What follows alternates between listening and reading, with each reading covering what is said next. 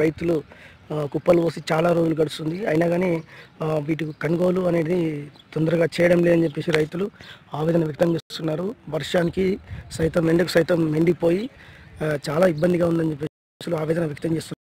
మరి అధికారులు వెంటనే స్పందించి బార్లను కానీ లారీలు కానీ పంపించి వడ్లను సకాలంలో లోడ్ చేసేవలసిందిగా విజ్ఞప్తి చేస్తున్నారు. నిజామాబాద్ జిల్లా రూరల్ డిచ్పల్లి మండలం కమలాపూర్ గ్రామంలోని రైతు వడ్ల కుప్పల కాడ ధాన్యం కొనుగోలు కేంద్రం కాడున్నాం.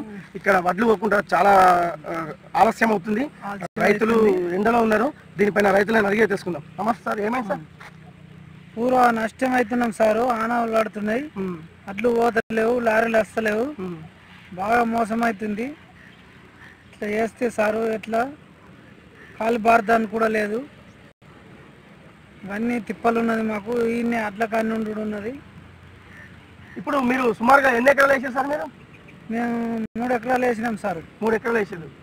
ఇప్పుడు ఇక్కడ వడ్లు పోసి ఎన్ని రోజులు అవుతుంది సార్? నెల అవుతుంది సార్. నెల రోజులు అవుతుంది.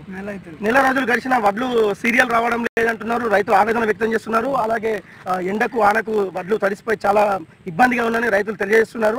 మరి తొందరలోనే లారీలు కానీ ఇక్కడ గోనె సంచులు కానీ బార్దన కానీ రైతులకు ఇచ్చి సకాలంలోని వడ్లను పూర్తి చేయాలని డిమాండ్ చేస్తున్నారు రైతులు. ప్రలోభాలకు లొంగకుండా వార్తలు ప్రసారం చేయటం మా నైజం. ప్రజల పక్షాన పోరా